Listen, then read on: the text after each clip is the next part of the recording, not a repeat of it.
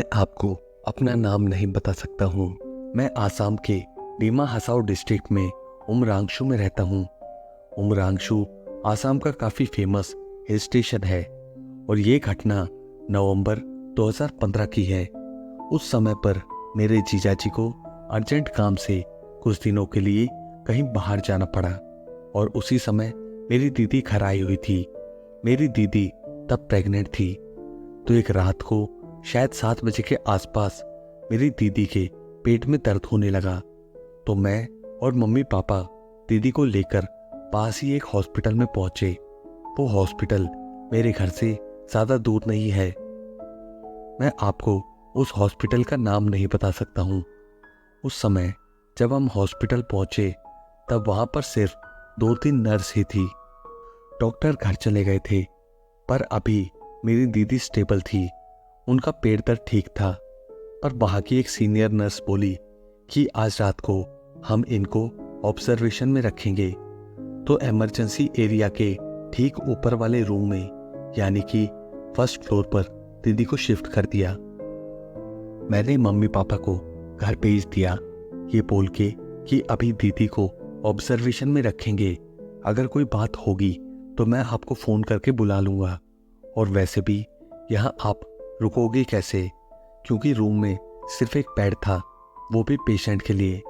बाकी वहाँ पर चेयर्स रखी हुई थी। मम्मी पापा अब घर चले गए तो मैंने अपने 4 दोस्तों को हॉस्पिटल अपने पास बुला लिया। वो चारों दोस्त 10 मिनट में ही मेरे पास पहुँच गए। हम पांचों बचपन के दोस्त हैं। हम वहीं दीदी के रूम में बैठे थे और आपस में बात कर रहे थे। अब दीदी सो गई थी तो हम पांचों उठे और रूम के बाहर चले गए। हम नहीं चाहते थे कि दीदी हमारी बात सुनकर उठ जाए और ऐसी हालत में उनको रेस्ट बहुत ज़रूरी है। तो हमने अपनी चेयर्स उठाई और रूम का आधा दरवाज़ा खोल के वहीं बाहर कॉरिडोर में कुर्सी डालकर बैठ गए। रात को हॉस्पिटल बिल्कुल खाली था। हम फर्स्ट फ्लोर पर थे। फर्स्ट फ्लोर पर से नीचे रैंप से जा सकते थे और रैंप इमरजेंसी वार्ड के सामने से निकल रहा था। वहाँ पर कुछ स्ट्रेचर्स और व्हील चेयर्स रखी थी। दीदी सो गई थी और हम बाहर चेयर पर बैठकर सिगरेट पी रहे थे। तभी हमको नीचे से किसी के चलने की आवाज़ें आने लगी।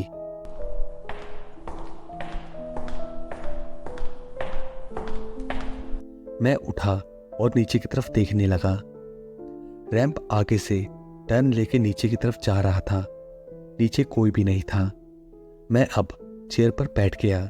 फिर कुछ मिनट के बाद नीचे से फिर से किसी के चलने की आवाज़ आने लगी। इस बार हम सबने नीचे देखा पर वहाँ पर कोई भी नहीं था। इस बार मैं रैंप के टर्न पर जाकर खड़ा हो गया और नीचे देखने लगा। तभी किसी के चलने की आवाज़ आने लगी। तब ऐसा लग रहा था कि कोई मेरे सामने से चलकर आया और मेरे सामने आकर खड़ा हो गया। वो क्या था ये दिखाई तो नहीं दिया, पर साफ साफ महसूस हो रहा था कि कोई मेरे मुंह के सामने खड़ा है। मैं अब काफी डर गया और ऊपर जाकर अपने दोस्तों को सारी बात बताई। मेरे दोस्तों को लगा मैं बकवास कर रहा हूँ। वो मुझे पकड़कर नीचे लेके गए। वहाँ हम कुछ सेकंड्स ही खड़े हुए थे कि तभी सामने से एक स्ट्रेचर अपने आप आगे की तरफ जाने लगा और उसके बाद एक व्हीलचेयर।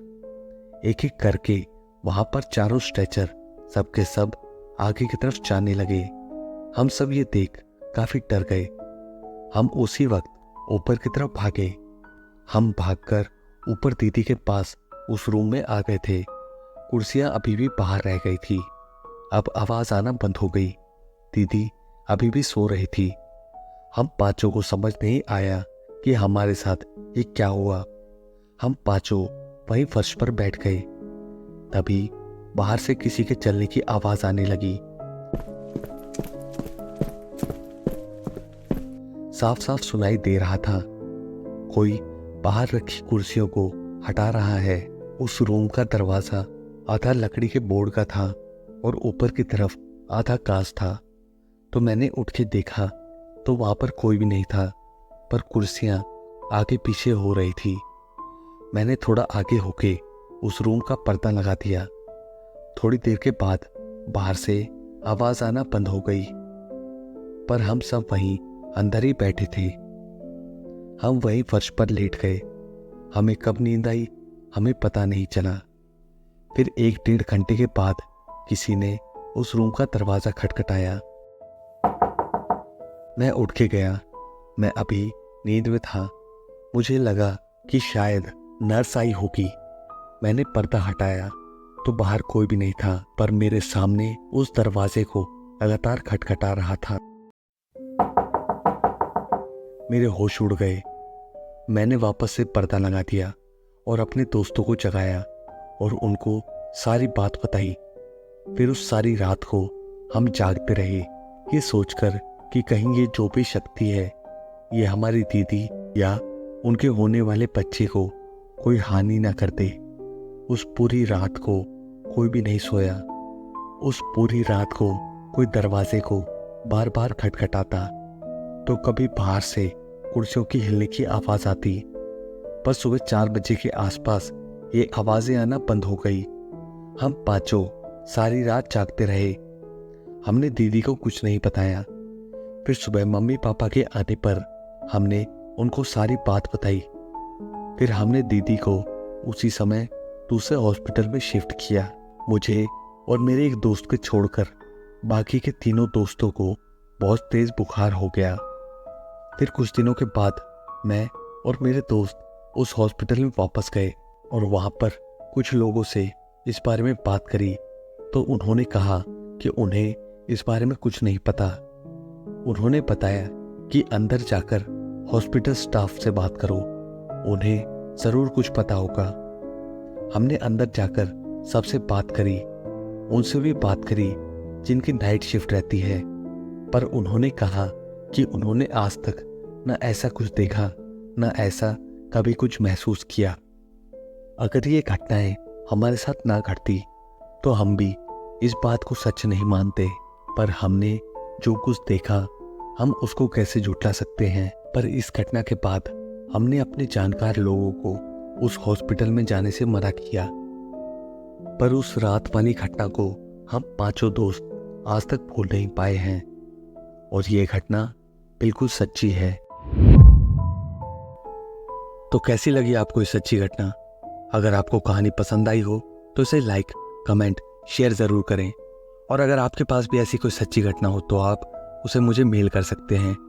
और ऐसी नई कहानियों को सुनने के लिए मेरे इस चैनल को सब्सक्राइब ज़रूर करें। Thank you.